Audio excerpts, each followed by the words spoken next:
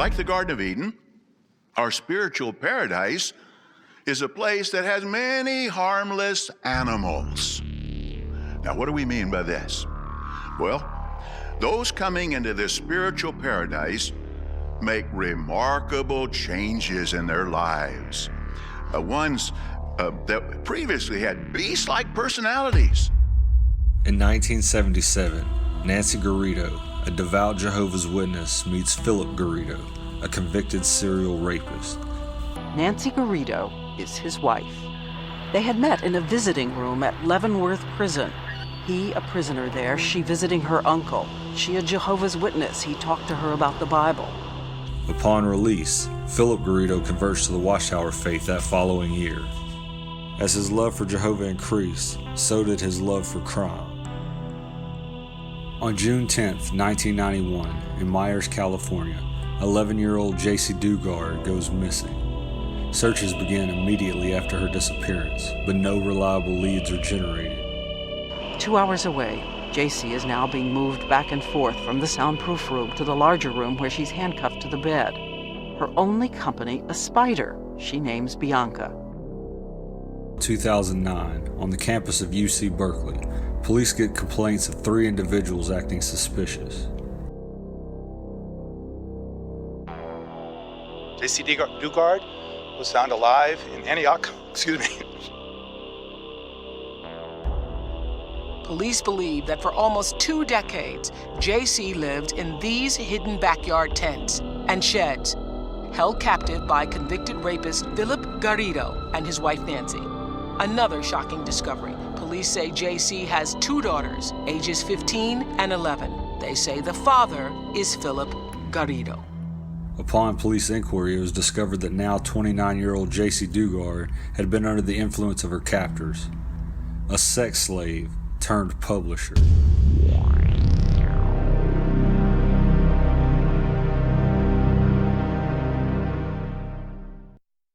When you do your best to bring your children up in the discipline and admonition of Jehovah, you are preparing a gift to your God. Think of the number of brothers taking the lead in the organization at this time. Some are governing body members. One of a cult's main priorities is to separate the prospective members interested in the faith from any outside influence that could discourage them from taking hold of the belief.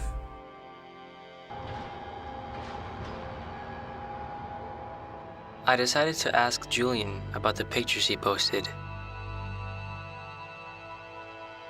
I told him it wasn't right. This especially goes for teenage children. Hence, we have a phenomenon, the separating of underage children from their families, encouraged by the Watchtower. I started studying the Bible with Jehovah's Witnesses when I was 14. In the 2019 Regional Convention Program, a video is shown that gives an example of Michiyu, just 14 years old, has been called away from her home on several occasions and is now indoctrinated with Watchtower belief. The video then begins to detail her gradual disconnection from her family. Right away, I told my family that I wouldn't be able to join the Christmas and birthday parties we cherished. Notice how Michiyu, after hours of indoctrination, is now under the spell of the Watchtower. My mother called all our relatives and spoke to them in tears as she told them that her daughter had joined a terrible religion. She even told my study conductor to give back her daughter. The doctrine has convinced her that by separating herself from her parents, she can win them over. How? By giving them an ultimatum, where in order to see her again, they too must join in lifelong service to Watchtower. In the July 2018 broadcast, some young ones have had to build their faith without their family's support. The Watchtower chose the topic of young children having to build their faith without their family support. We follow the story of Percy, who describes her experience of growing up in a Jehovah's Witness household as not the best, unhappy. And at that time, I was graduating 8th grade. There were dances, friends were hanging out, going to parties. And I remember thinking, wow, these look like really nice kids. Why wasn't I doing that? She takes us through her journey of proving the Watchtower doctrine to herself. How? By studying the required materials. I'm going to try to prove everything that I've been taught is wrong. I asked him if he's real to help me understand. So I go in my room, shut the door. Jesus is linked to Jehovah. The angels are linked to Jehovah. Resurrection is linked to Jehovah. So you can't believe in one and not everything else if you really want to know the truth. She introduces us to a situation when she becomes 16. Upon coming home late one night from full-time service, her parents greet her at the door, showing concern for the amount of time she is spending with the organization. We just could not agree on where my relationship with Jehovah was going. And at that point, I left with the clothes on my back. Only to reveal later that she has now been taken in by what she describes as one of the older sisters in the congregation, who had apparently been grooming her during field activities. However, the point of the video takes a turn when Percy reveals, I remember a sister told me years ago, be who you needed when you were young. Now that she's older, she is hoping and actively seeking the opportunity to take into her home a young girl desperately needing to leave their family. And so when I look at those little ones, I look at myself and say, how could I have benefited from someone taking the time for me when I was that age?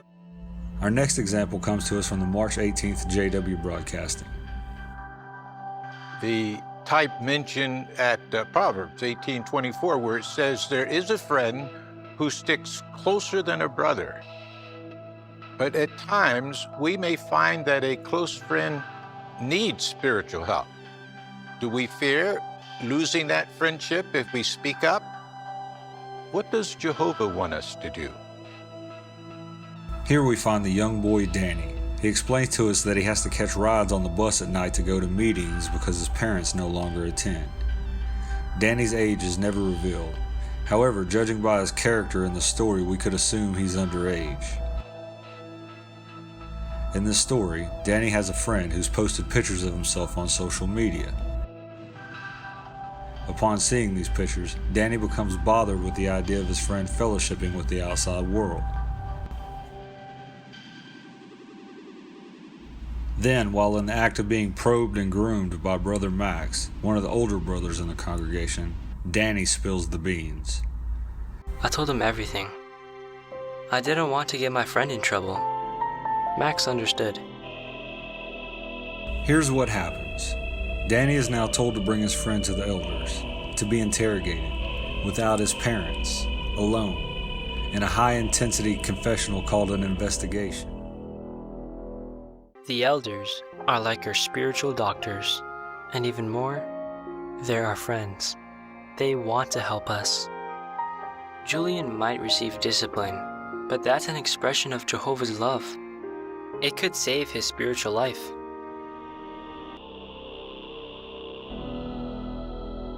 Fully indoctrinated and at the mercy of Watchtower's teaching, a Watchtower child, once isolated from their parents, is hurled down the rabbit hole of Watchtower's spiritual paradise. They're more likely than not to come across these tools of mental control.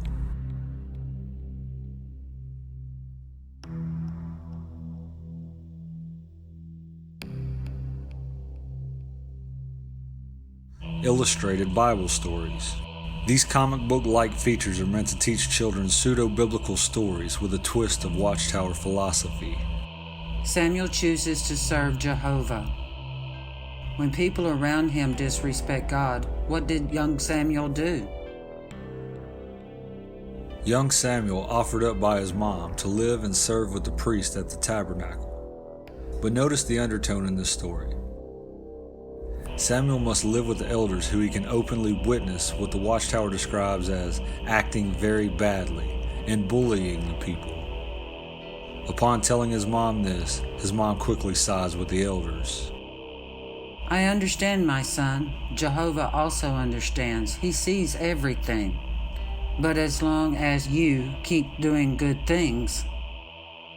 Often when a Watchtower child excels in the organization, traditionally the child is presented with gifts of encouragement, rewards for progress.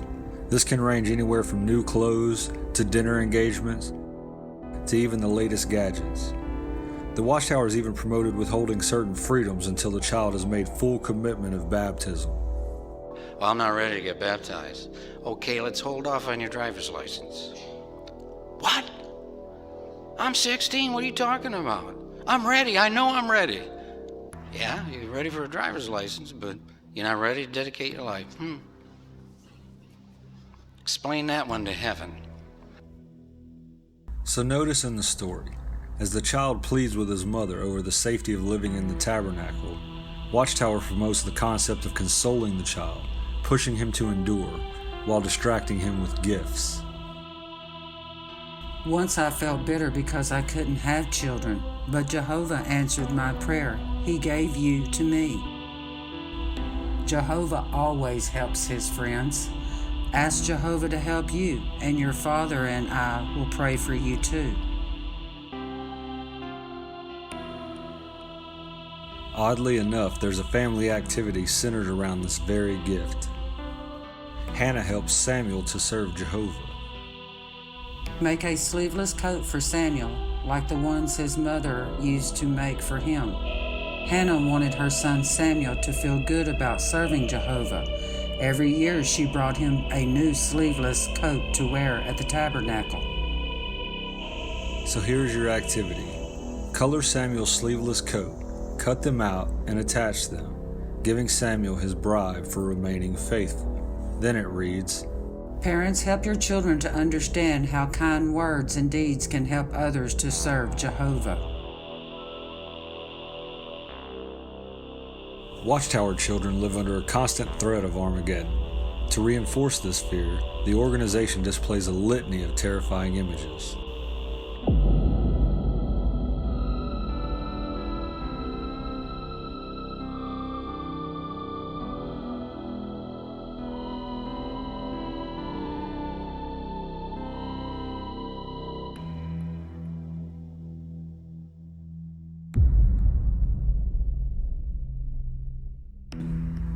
Here's a picture of Lot's wife, deceased, turned to a pillar of salt, her dead face forever etched now in the minds of children. The message? This could be you. Lot, who later goes on to father children from his 2 daughters, is pictured leaving, making his grand escape. Connect the dots and color the picture.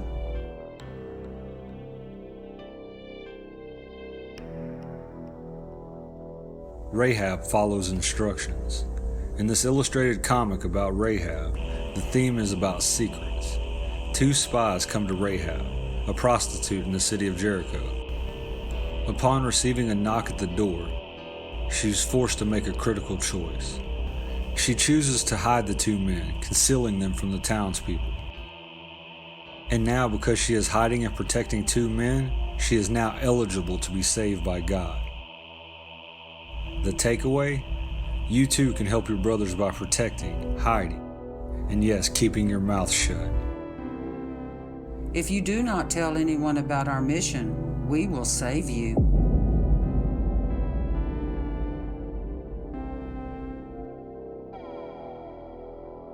Along with having its own in-house judiciary system and a well-regulated policing mechanism, keeping secrets are a big part of Watchtower life.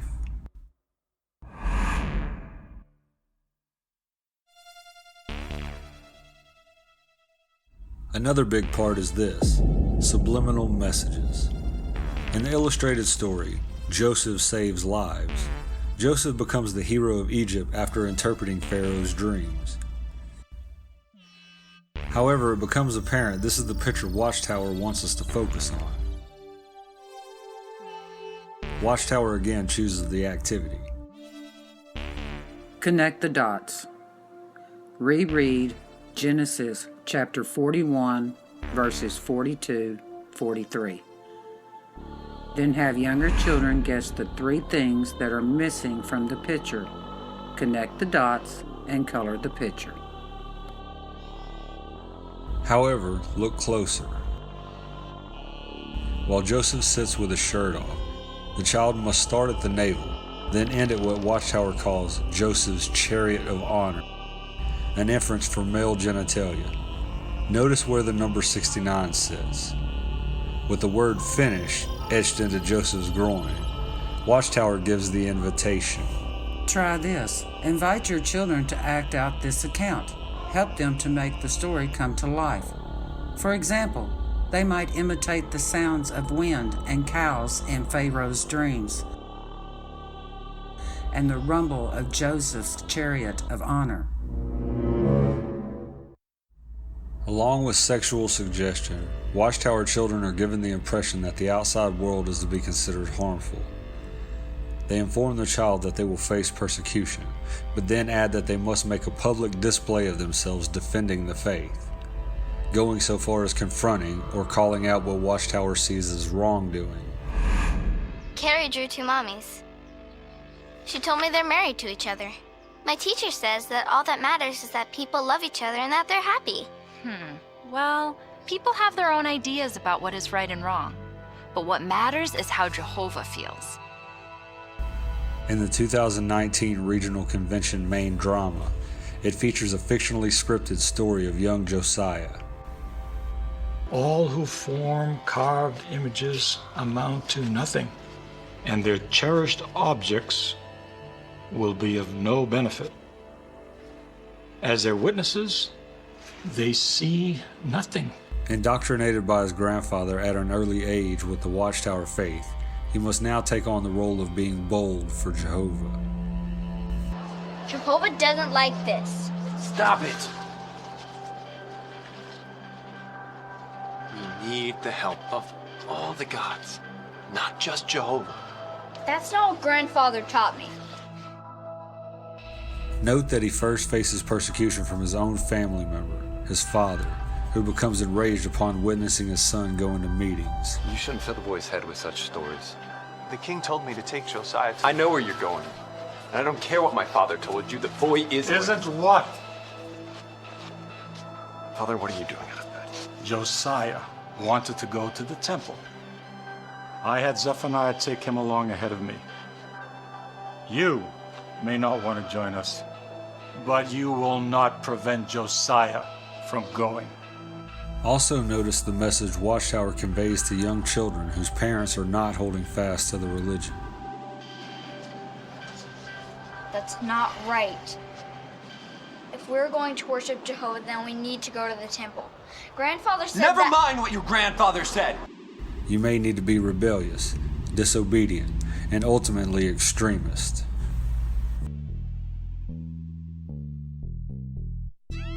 After his father is brutally executed and Josiah becomes king, and it becomes even more apparent that he's holding fast to the values of his grandfather, think of the message Watchtower is trying to convey to its youth. As the video continues, it begins to show us the evolution of a Watchtower child becoming radicalized. Young Josiah having to build his faith without any family support. I have to practice, so I can defeat Jehovah's enemies. Notice also this.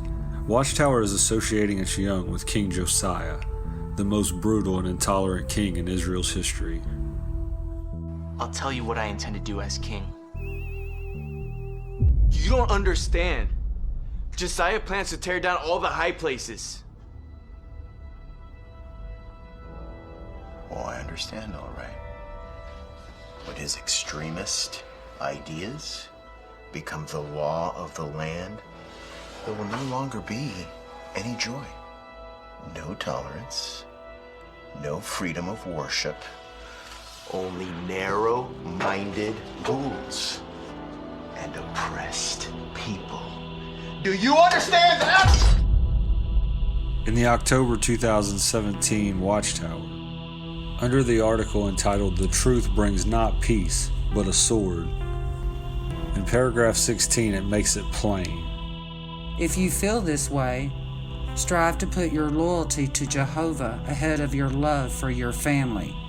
Such a stand may actually help your relatives to see that applying Bible truth is a life and death matter.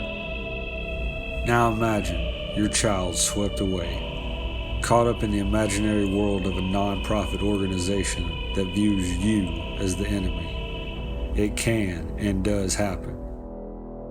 In the meantime, if you see a Jehovah's Witness, try asking them this: would you allow your religion to come between you and your family?